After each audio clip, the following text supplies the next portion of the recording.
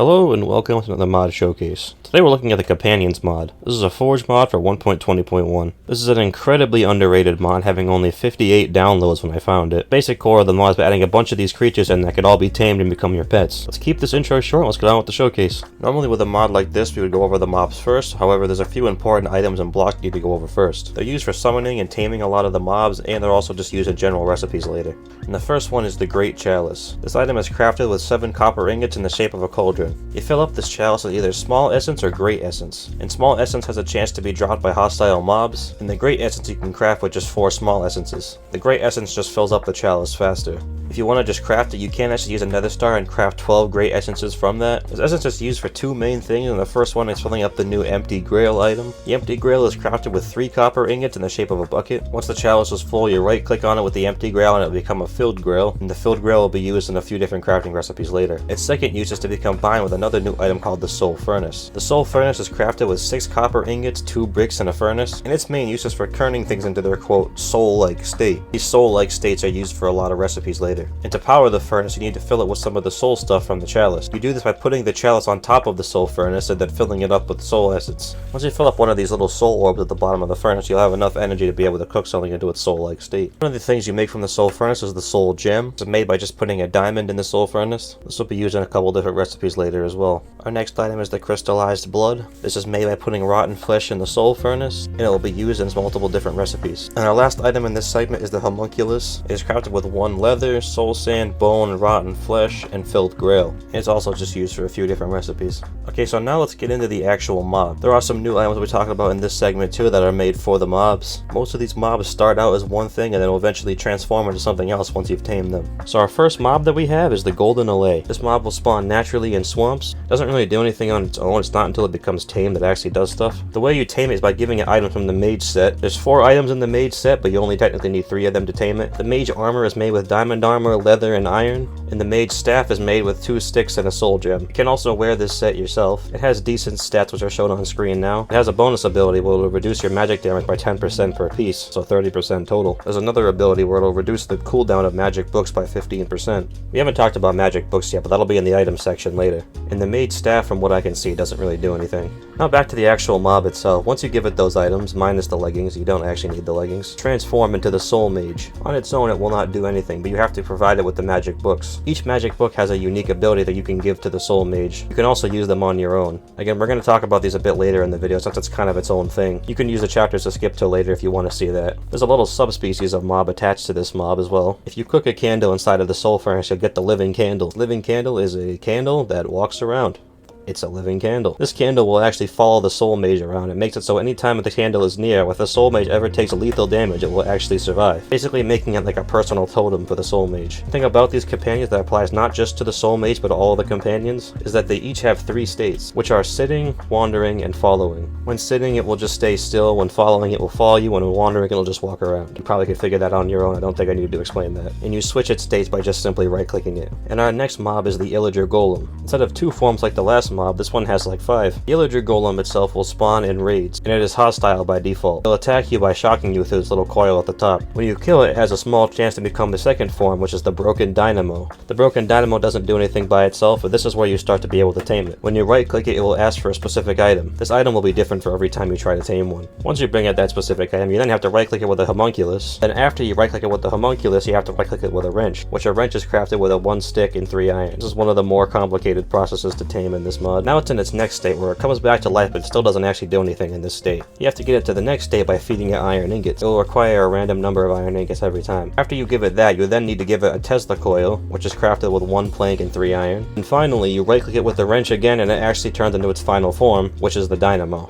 The Dynamo will attack hostile mobs with the coil on top. It'll shock them just like the Illager Golem shocked you, but its secondary and main ability is for the powering of the Tesla system. Kind of like the magic books, this is also kind of a whole other thing, so we'll talk about this later as well. Again, you can use the chapters to skip till later if you want to learn about that. And our next mob is the hostile imp. Despite the name, it is actually neutral, so it will only attack you when you attack it. It is also sometimes called the wild imp. The spawn egg says hostile imp, but it says wild imp at the top, so I'm not sure what that's about. You get this into its tamed form by giving it some coins. Coins Coins are a new item in the mod that you can find in various chests. There's 3 types of coins, those being the copper coin, nether coin, and end coin. Copper coins are found in dungeon chests, nether coins are found in nether fortresses, and end coins are found in end cities. The copper coin has the lowest value and the end coin has the highest. And you tame the imp by simply right-clicking with the coin. When you do, there's a chance it will tame, but there's also a chance it will fail. If it fails, the imp will become aggressive and start attacking you. It also seems to turn invisible. That's not mentioned anywhere on the CurseForge page or anything, so I think that's a bug, so just keep that in mind when trying to tame this. However, if you do successfully tame it, it will turn into the Minion.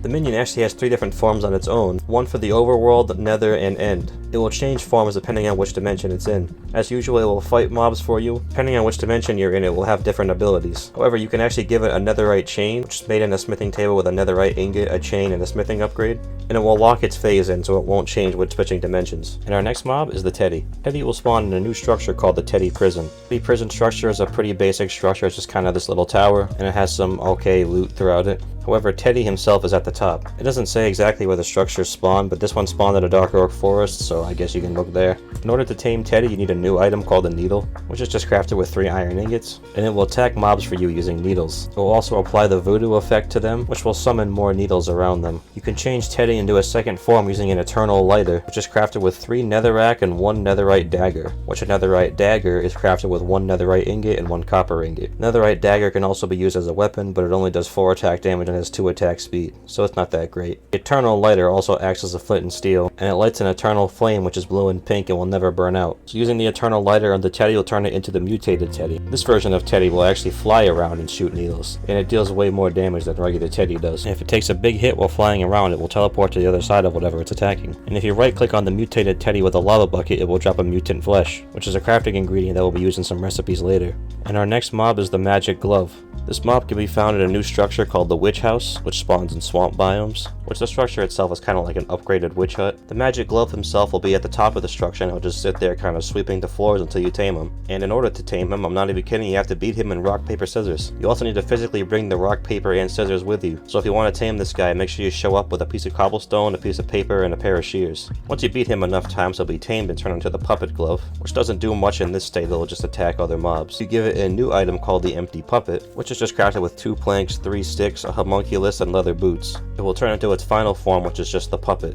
Now, technically he doesn't actually do anything by himself, but you need to give him some arms in order for him to be useful. There's 4 different arms you can make, those being the mutant arm, whip arm, cannon arm, and the blade arm. And the crafting recipes are on screen now. You can shift right click to give him 2 of these arms and they all give him unique abilities. And next up is the wild antlion. This is a hostile mob that will spawn naturally in deserts. If it sees you, it will dig into the sand and attack you from underneath. And in order to tame it, you must sneak up from behind and click it with a crystallized blood, and then it will be tamed. This mob has 4 different states that it'll cycle through every in-game day, and it will do this forever. In its base state, it works exactly how it did before you tamed it. It will bury underground and attack different mobs for you. And if you right click it with shears, you can also get antlion fur, which is a crafting ingredient for some items later.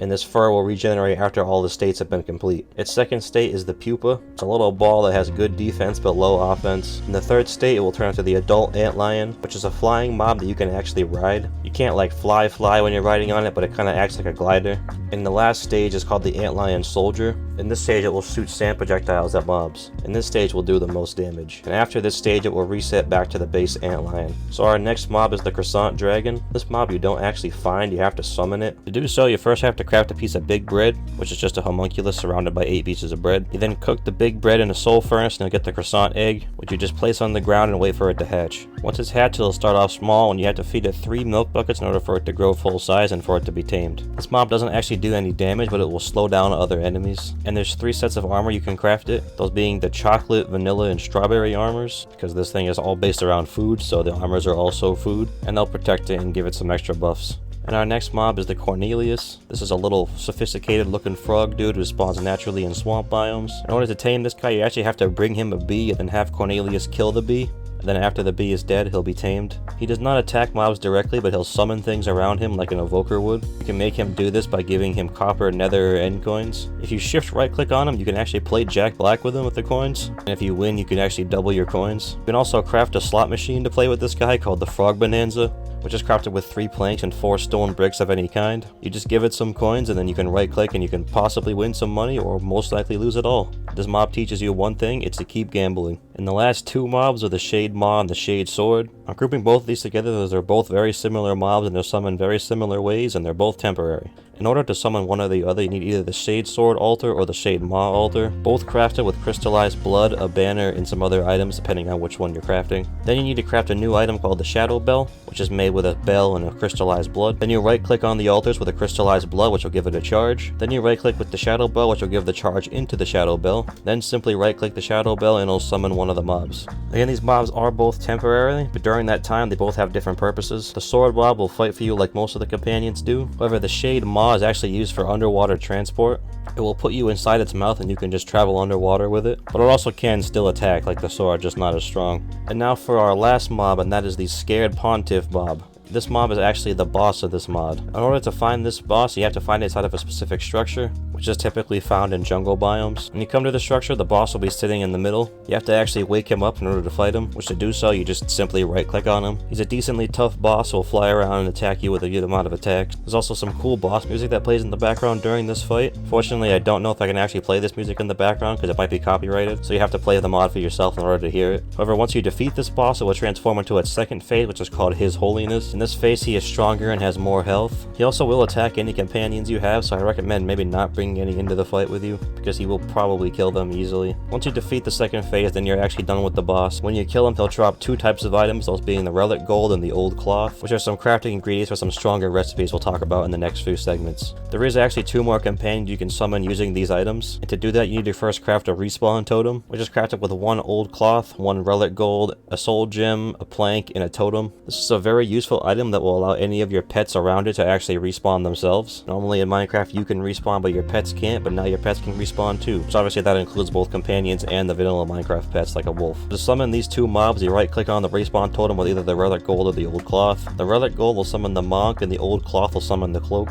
The Monk will summon fire and lasers to attack mobs. The Cloak will throw stars at enemies to attack them and can actually make you and itself invisible. And when you're invisible, mobs can't attack you. So now that is actually all the mobs in this mod. So now we'll talk about those Tesla blocks I mentioned earlier in the video. As we said back then, you need to have tainted Dynamo in order to power these things. For all of these to work, you need to have the wrench, because you use the wrench in order to link the items up. And our first actual block is the Tesla coil. I briefly mentioned this earlier in the Dynamo segment. This will simply just relay the Tesla connection around if you needed to bring it a little bit away from the Dynamo. And then next we have the volcanic relay. It's kind of the same thing as a Tesla coil, but it's used for more extending it. Next we have the plasma lamp, which when powered through the system will light up, and that's really it. It's just a simple little lamp. And then the last and most useful block in this system, which is the recall platform. These allow for a kind of simplified fast travel method. When you link them together with the wrench, you can actually teleport between them. Definitely be a very useful item for getting around short distances. However, you can only connect to two within the same Tesla network. This means you can have multiple different networks connecting to different places. Also, from what I've seen, you don't actually need to power these with the system. I'm not 100% more if you need to power it for like further distances, but from what I've seen, you don't need to power it.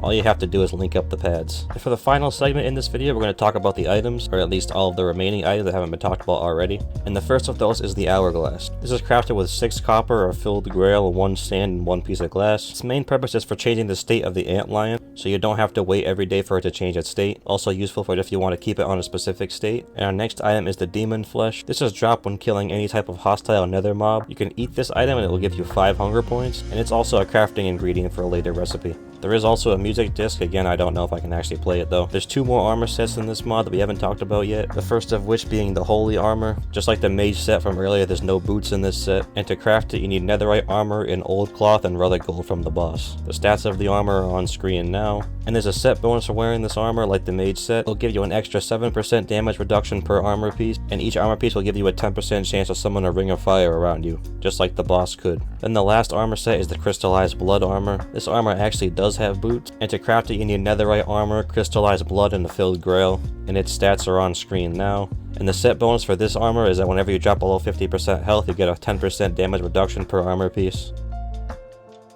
And some of the weapons in this mod are the crystallized blood sword, which is crafted with a netherite sword, 2 crystallized blood, and an antlion fur. Stat wise it is the same as netherite, but it has a special ability, which is that when you right click it'll send a blood slash in the direction you're facing, and this attack will actually pierce infinitely. The next weapon is the crystallized blood axe, which is crafted with a netherite axe, 1 crystallized blood, and 4 demon flesh. It has the same stats as the netherite axe, and it also works as an axe as well. This one also has a special ability when you right click and it'll summon 4 blood vortexes around you. These will also pierce infinitely. And the last weapon is the Crystallized Blood Scythe. This is crafted with a netherite pickaxe, a crystallized blood, and 3 mutant flesh. Again, it has the same stats as the netherite pickaxe and worth as a netherite pickaxe. However, this one's ability is that whenever you use it as a weapon, it will give you 15% lifesteal. And our last set of items is the magic books that we mentioned earlier. These are the books you give to the soul mage in order to give it its abilities. There are 9 of these books in total, some of which you craft, some of which you find, but most of which you have to get by paying the imp variants with coins, so we'll go over all 9 of those now. The first is the Ice Shard book. Get this by giving a minion copper coins, and it will shoot out 4 ice shards in the direction that you're looking. The next is the Ice Tornado book, which you get by paying a minion with copper coins. This one will shoot out an ice tornado in the direction you're looking, which can push mobs back. Next is the Fire Mark book, which you get by giving a tamed imp nether coins. This will cause a little mini fire explosion on the ground, which does damage. The next is the Brace book. You obtain the same way with the nether coins. This summons a little fireball that will bounce on the ground and do damage. The next book is the Stone Spikes book, which you get by paying a gargoyle with end coins. This will just summon some stone spikes in front of you. The next book is the Heal Ring book. You also get this by getting a gargoyle end coins.